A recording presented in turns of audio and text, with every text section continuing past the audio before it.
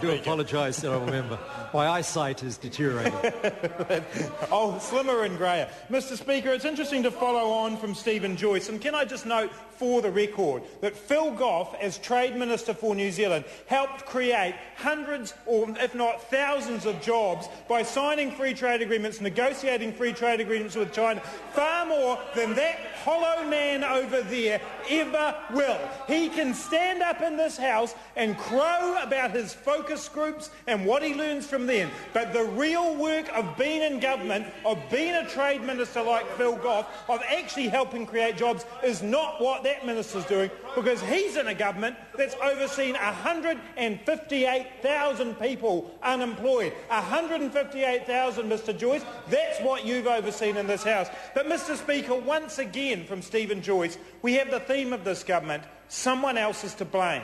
There's always someone else to blame. And today the Prime Minister stood up in the House and said that it was beneficiaries who were to blame. They were making a lifestyle choice. That's what the Prime Minister said today. Well, I can tell you, Mr Speaker, that in the electric clinic that I held in Wellington Central on Saturday, the 3 women who came to see me, all in their 40s and 50s, all out of work, all desperate to get a job, all trying to get skills, to redevelop their skills to get a job, are wondering what the government's doing for them. They want to know what the government's doing for them to help create jobs. But no, Mr Key stands up in this House today and says they're to blame. They're making a lifestyle choice. It's not a lifestyle choice for those people, and Mr Key would know that if he was actually talking to people on the ground. But Mr Key himself has come up with something else today where someone else is to blame. This is the purchase of the BMWs. Now, the story's moved on 3 times today. Firstly, it was the Labour Party's fault because we'd locked the government into a contract where they had to purchase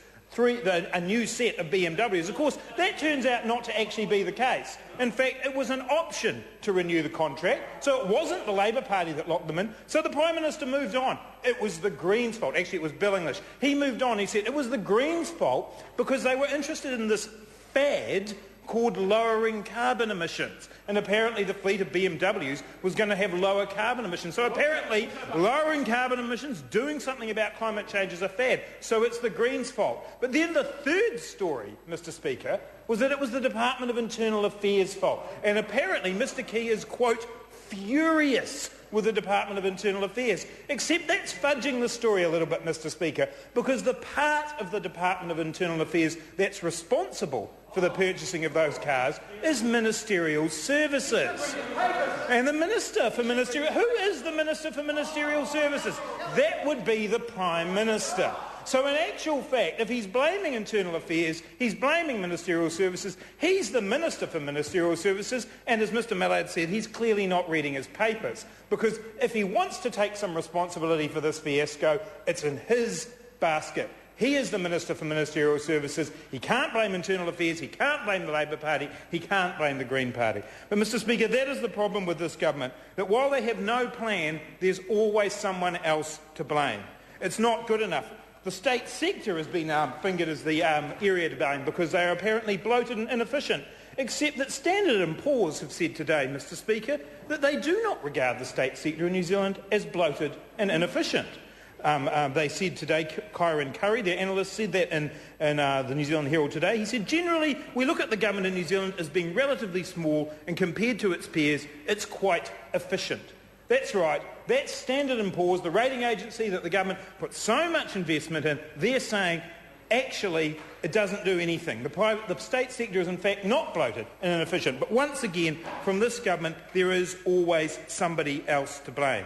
Mr Speaker, we saw this again today around early childhood education from Anne Tolley. Once again, it's the fault of the kindergartens and the early childhood centres, or it's the fault of the parents. It's not. It's the fault of this government, Mr Speaker, for taking money out of a vital sector. Once again, someone else is to blame. This time, Anne Tolley's not to blame. She's not to blame for taking money out of the sector. It's the centres for putting up their fees. It's not, Mr Speaker. It's this government who has absolutely no plan for this country to grow the economy, no plan for jobs, and once again they stand here in this House and try and find someone else to blame. It's time for this government to look in the mirror.